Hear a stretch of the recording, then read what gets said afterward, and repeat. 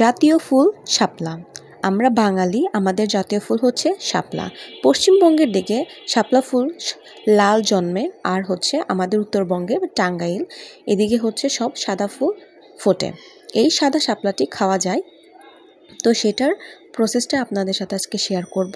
তো আসসালামু আলাইকুম ভিউয়ার্স, আশা করি সবাই ভালো আছেন। আল্লাহর রহমতে আমি অনেক ভালো আছি।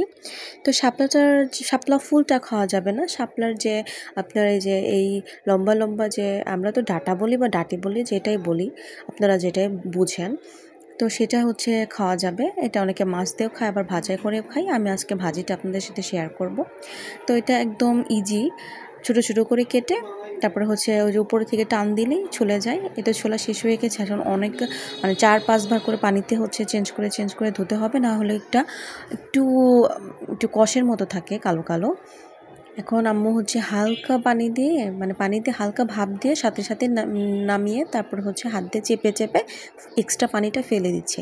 এটা একটা টিপস, এটা অনেকেই জানে না, যার কারণে শাপলা ভাজিতে পানি ওই চ্যাপচ্যাপে ভাব থাকে।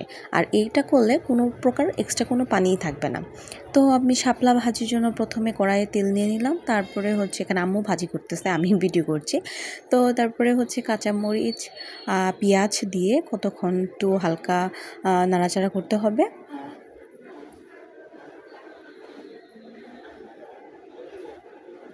এখন স্বাদ মতো লবণ দিয়ে দেওয়া হলো।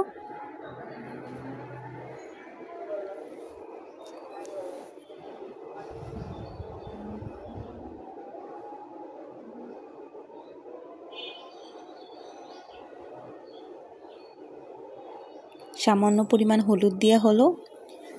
এখন ওই শাপলাটা দিয়ে দেওয়া হচ্ছে।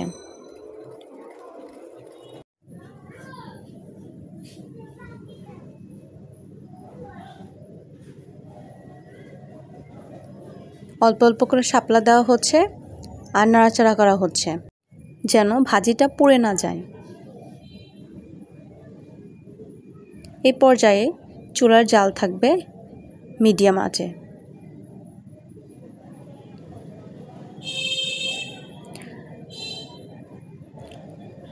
শাপলা ভাজিতে প্রথমেই বেশি করে লবণ অথবা হলুদ দিবেন না, একটু হালকা নেড়ে চেড়ে দেখবেন, যদি কম হয় পরে আবার দিয়ে দিবেন।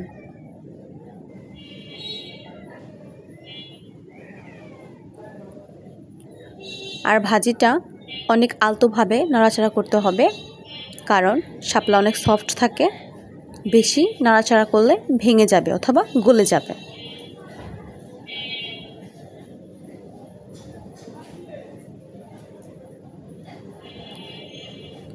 আম্মু আবারও একটু হলুদ গুঁড়ো আর একটু লবণ দিয়ে দিল।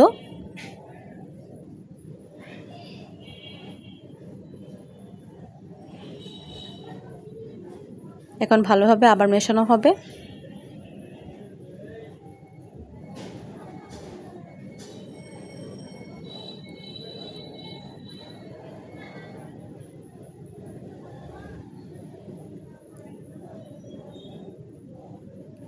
কিছুক্ষণ নাড়াচাড়া করার পরে আমার শাপলার ভাজিতে যে এক্সট্রা পানি ছিল সেটা শুষে নিয়েছে, আর ভাজি থেকে তেল উঠে আসছে। এর মানে হচ্ছে আমার ভাজিটা একদম কমপ্লিট হয়ে গেছে।